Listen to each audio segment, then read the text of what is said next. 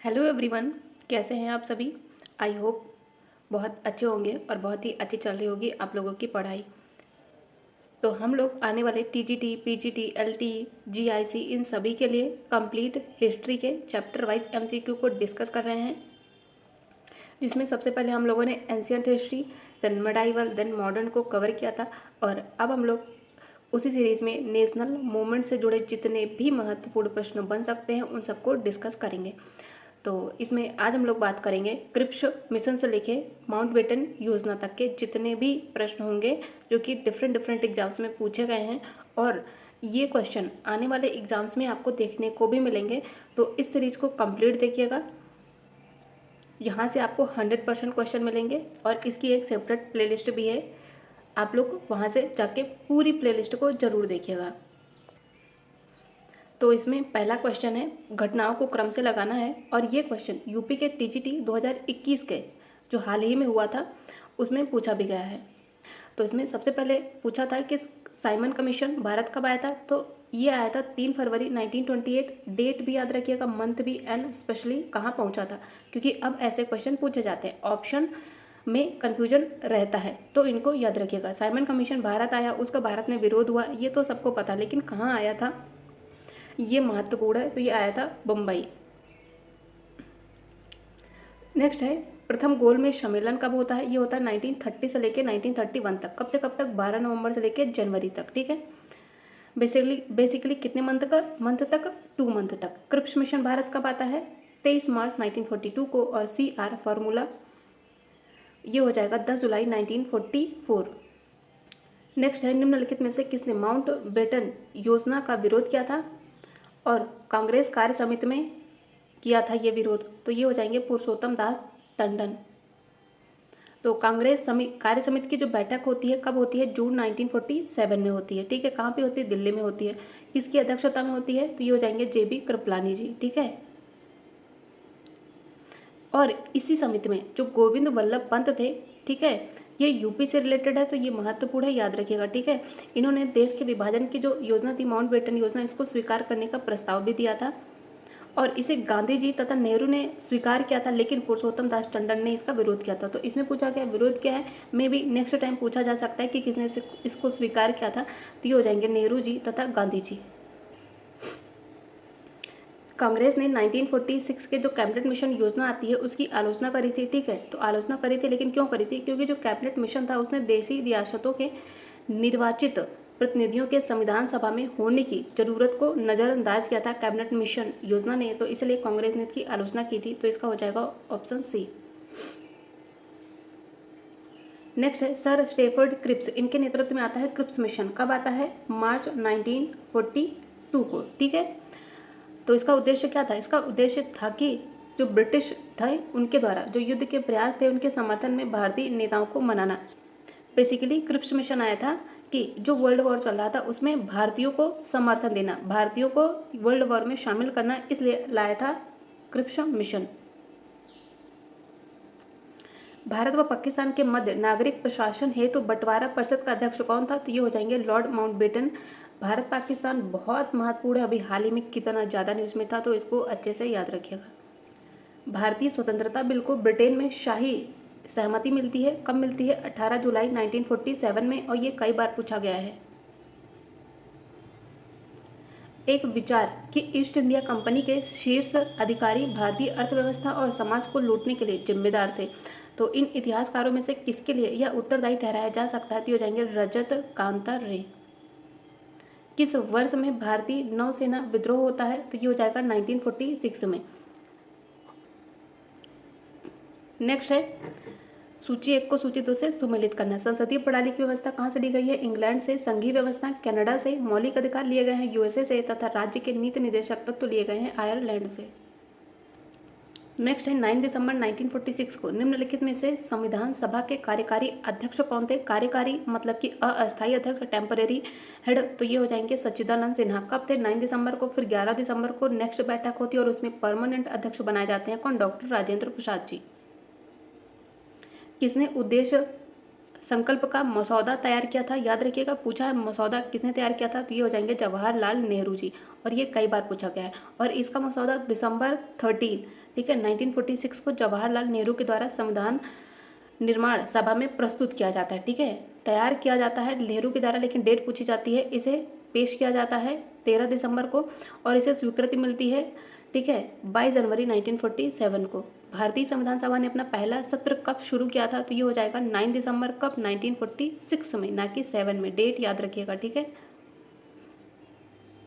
और इसकी जो पहली बैठक होती है, इसमें 389 मेंबर शामिल होते हैं, जिसमें 93 जो मेंबर होते हैं वो देशी रियासतों से होते हैं, और भारत के 296 जो मेंबर शामिल थे इसमें।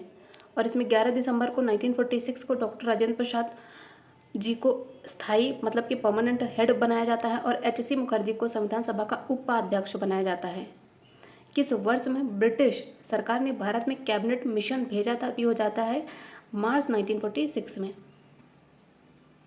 और इस मिशन में 3 मेंबर थे, तीनों के नाम अच्छे से याद रखिएगा। पहले तो सर पैट्रिक लॉरेंस, ठीक है, दूसरे हो जाएंगे sir Stafford Cripps, and third one is A V Alexander. आधिकारिक रूप से पाकिस्तान की मांग निम्नलिखित में से किस वर्ष होती है, तो ये होती है 1940 में। तो 23 मार्च 1940 को मुस्लिम लीग का अधिवेशन होता है। कहाँ पे होता है? लाहौर में होता है। इसकी अध्यक्षता की जाती है मोहम्मद अली जिन्ना के द्वारा, और इसी समय आधिकारिक रूप से मतलब ऑफिशियली जो पाकिस्तान है उसकी मांग की जाती है। साथ ही जो 23 मार्च 1940 था, उसके प्रसिद्ध प्रस्ताव का प्रारूप तैयार किया जाता है सिकंदर हयात खां के द्वारा, और उसे फजलुल हक ने प्रस्तुत किया था। ठीक है, साथ ही जो पाकिस्तान नाम है इसका सबसे पहले कैम्ब्रिज यूनिवर्सिटी के छात्र होते हैं चौधरी रहमत अली, उन्होंने 1933 में गढ़ा था। ठीक है, पाकिस्तान नाम। भारत विभाजन से संबंधित माउंटबेटन योजना की सरकारी तौर पर घोषणा होती है। देखिए 1947 सब में दिया है, बस डेट याद रखिएगा, तो इसमें हो जाएगा 3 जून 1947। सी राजगोपालाचारी योजना के बारे में कौन सा सही है, तो ये आती कब है? 1944 में। तो जो राजगोपालाचारी योजना थी, इसने क्या था, इसने अनेक कांग्रेस जनों का विरोध किया था। CR फॉर्मूला का विरोध किसने किया था, तो ये क्या था? मोहम्मद अली जिन्ना ने। इनमें से कौन शिष्ट मंत्रिमंडल मिशन के सदस्य नहीं थे? बेसिकली पूछ रहा है कैबिनेट मिशन के, तो इसमें थे पैट्रिक लॉरेंस, स्टेफर्ड क्रिप्स तथा एवी अलेक्जेंडर, लेकिन एंटनी ईडन ये कैबिनेट मिशन के मेंबर नहीं थे।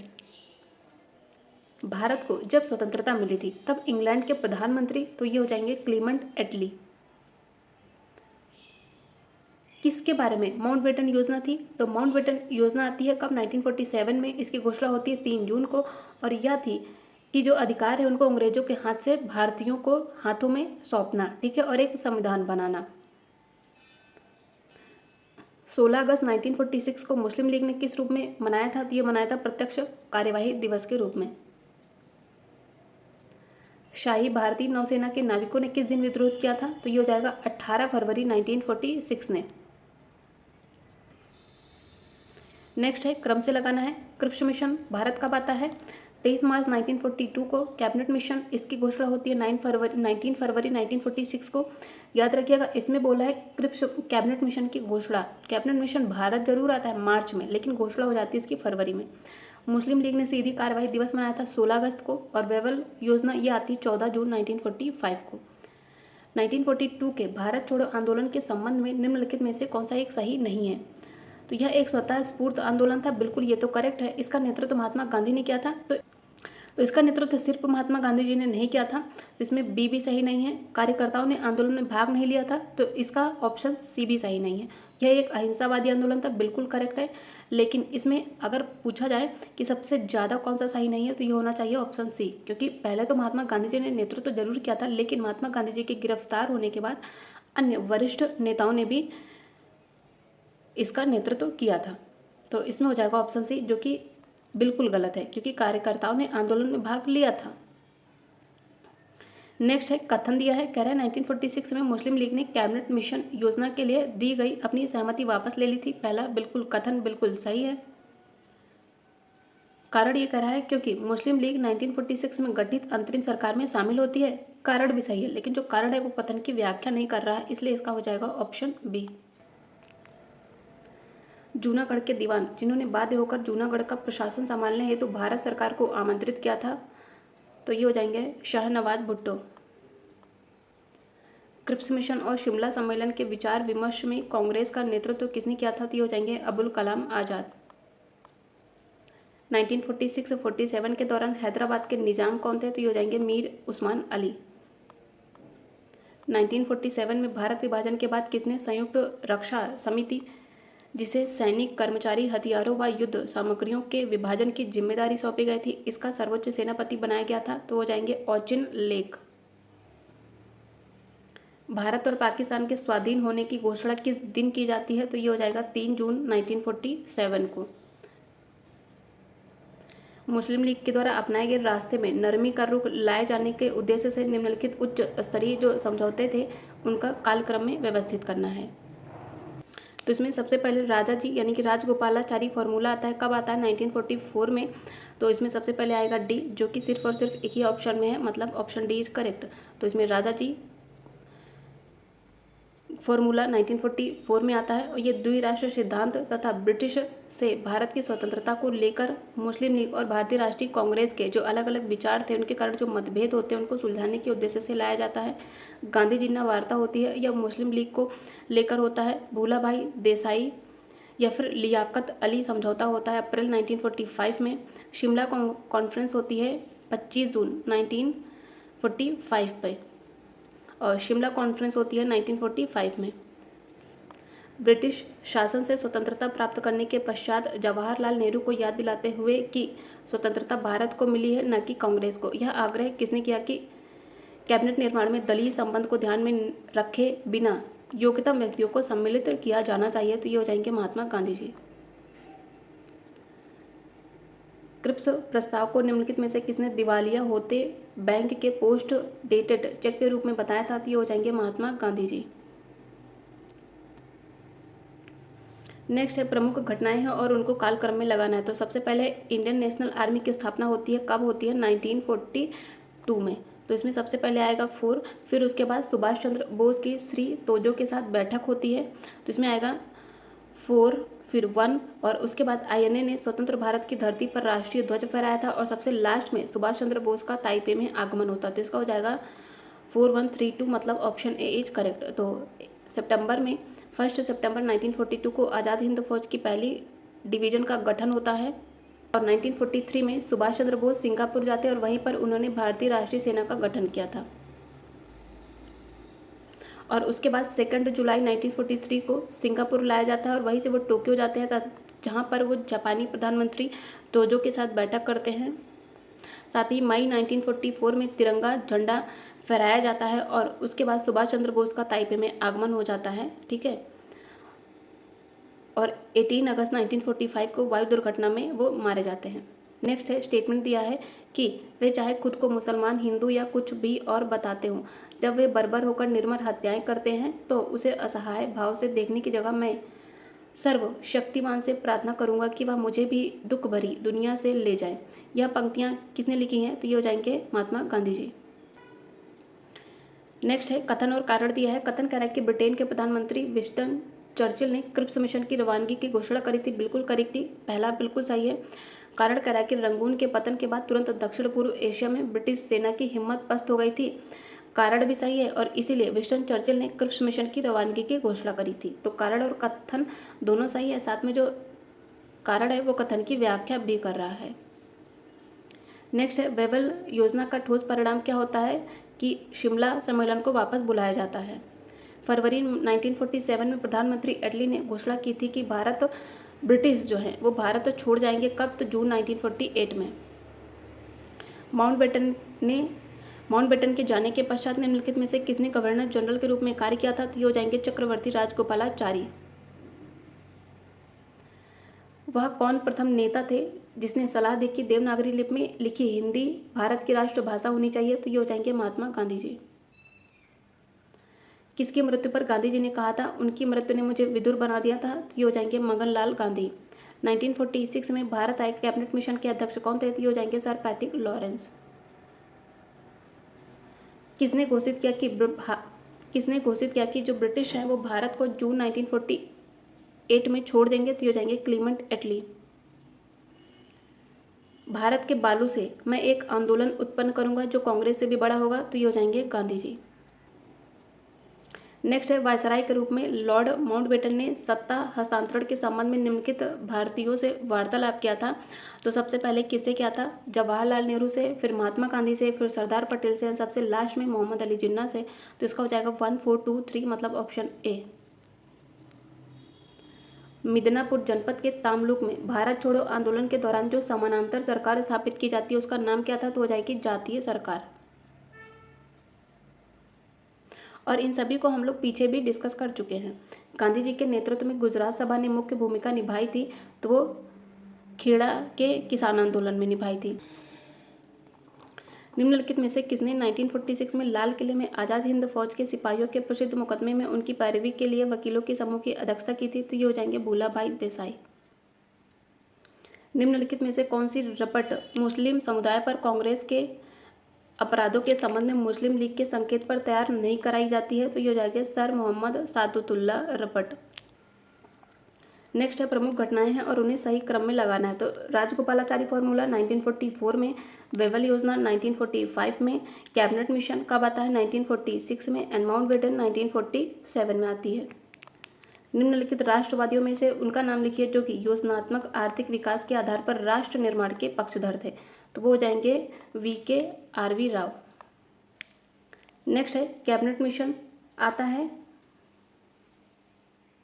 क्लीमेंट एटली के टाइम पर। माउंटबेटन योजना, बाल्कन प्लान, ठीक है, लॉर्ड लिनलिथगो, ये संबंधित है अगस्त प्रस्ताव से, तथा वेवल योजना ये संबंधित है ब्रेक डाउन प्लान से। निम्नलिखित में से कैबिनेट मिशन प्लान के संबंध में क्या सही नहीं है?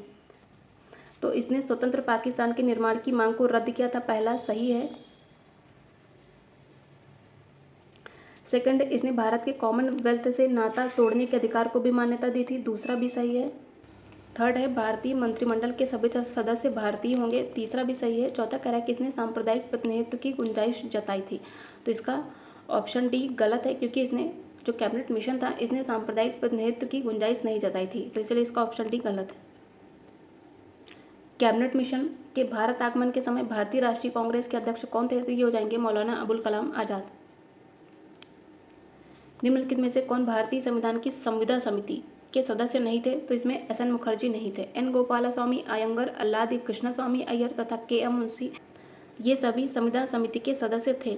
तो भारतीय संविधान की जो प्रारूप समिति थी या फिर संविदा समिति थी, इसके अध्यक्ष थे डॉक्टर BR अम्बेडकर। साथ ही इसके अन्य 7 सदस्य थे, कौन कौन से? Alladi Krishnaswamy Iyer, DP Khetan, N Madhav Rao, KM Munshi, N Gopalaswamy Iyengar, TT Krishnamachari, Syed Mohammad सादुतुल्ला, लेकिन SN मुखर्जी इसके सदस्य नहीं थे। नेक्स्ट है, जवाहरलाल नेहरू की अध्यक्षता में गठित अंतरिम सरकार में उनकी पदवी कौन थी? तो वो उपाध्यक्ष थे, मतलब कि उपराष्ट्रपति थे। सत्ता हस्तांतरण और भारतवर्ष का विभाजन दोनों कुल मिलाकर कितने दिनों में पूर्ण होता है? तो हो जाएगा 72 डेज में। नेक्स्ट है, कथन और कारण दिया है। कथन कह रहा है कि अंत में कांग्रेस के नेताओं ने भारत के विभाजन का प्रस्ताव स्वीकार कर लिया था, बिल्कुल सही है। कारण यह है क्योंकि वे आश्वस्त हो गए कि यही एकमात्र उपयुक्त समाधान था। तो कारण भी सही है, कथन भी सही है। जो कारण है वो कथन की व्याख्या भी कर रहा है। 3 जुलाई 1947 को भारत विभाजन के विरुद्ध किस पार्टी ने काला दिवस मनाया था? तो ये हो जाएगा हिंदू महासभा। VD सावरकर, पंडित मदन मोहन मालवीय तथा लाला लाजपत राय ने 1915 में हिंदू महासभा की स्थापना की थी। निम्नलिखित में से क्या माउंटबेटन योजना का एक हिस्सा नहीं था? तो यह भारत के विभाजन की तिथि के बारे में सुस्पष्ट नहीं था, गलत है। यह भारत के विभाजन की तिथि के बारे में भी सुस्पष्ट था, तो इसका हो जाएगा ऑप्शन सी, जो कि गलत है। निम्नलिखित में से कौन अंतरिम सरकार जो कि 1946 में गठित होती है उसमें रेल मंत्री थे? तो हो जाएंगे अरुणा आसफ अली। और बलदेव सिंह रक्षा विभाग से संबंधित है। आई चुंदरीकर वाणिज्य विभाग से, अब्दुल रब निस्तार ये संचार विभाग से संबंधित है। The story of the integration of the Indian status इसके लेखक कौन है? तो ये हो जाएंगे VP मेनन। नेक्स्ट है, प्रमुख घटनाएं दी गई हैं। तो क्रिप्स मिशन भारत कब आता है? 1942 में। भारत छोड़ो आंदोलन ये इसकी शुरुआत होती है 8 अगस्त 1942 को, ठीक है। लेकिन क्रिप्स मिशन कब आता है, तो ये पहले आता है, ठीक है, मार्च 1942 में। नेहरू रिपोर्ट कब पेश की जाती है, 1928 में। और वेवल प्लान ये आता है 1945 में। निम्नलिखित घटनाओं पर विचार कीजिए, इन घटनाओं का सही क्रम। साइमन कमीशन भारत आता है 1927 में। बॉम्बे प्लान 1944 में। कैबिनेट मिशन 1946 में। माउंटबेटन योजना 1947 में। निम्नलिखित में से किस तिथि को मुस्लिम लीग के द्वारा सीधी कार्रवाई का दिवस मनाया जाता है, तो ये हो जाएगा 16 अगस्त 1946। क्रिप्स मिशन भारत आता है 1942 में। गांधी जी नवार्ता 1944 में। शिमला कॉन्फ्रेंस 1945 में। कैबिनेट मिशन योजना 1946 में। नेक्स्ट है, नेहरू की अंतरिम सरकार के वित्त मंत्री कौन थे, तो ये हो जाएंगे लियाकत अली खान। भारत के प्रथम गवर्नर जनरल, तो ये हो जाएंगे सी राजगोपालाचारी। सत्ता का लालच भी भारत के विभाजन को स्वीकार करने का एक कारण था, ये कहा गया था माइकल ब्रिचर के द्वारा। पाकिस्तान कब बना था, तो ये हो जाएगा 14 अगस्त 1947 को। कैबिनेट मिशन भारत कब आता है, 24 मार्च 1946 को। तो हम लोगों ने कैबिनेट मिशन से लेके माउंटबेटन योजना तक के जितने भी इम्पोर्टेंट क्वेश्चन बन सकते हैं उन सबको डिस्कस किया है। और ये आने वाले टीजीटी, पीजीटी, एलटी, जेआईसी इन सभी के लिए बहुत ही ज़्यादा महत्वपूर्ण होगा। यहाँ से आपको 100% क्वेश्चन देखने को मिलेंगे। तो यदि आप लोगों को सेशन थोड़ा सा भी हेल्पफुल लगा हो तो प्लीज़ वीडियो को लाइक ज़रूर करिएगा, चैनल को सब्सक्राइब और अपने फ्रेंड्स के साथ शेयर भी करिएगा। Thank you so much.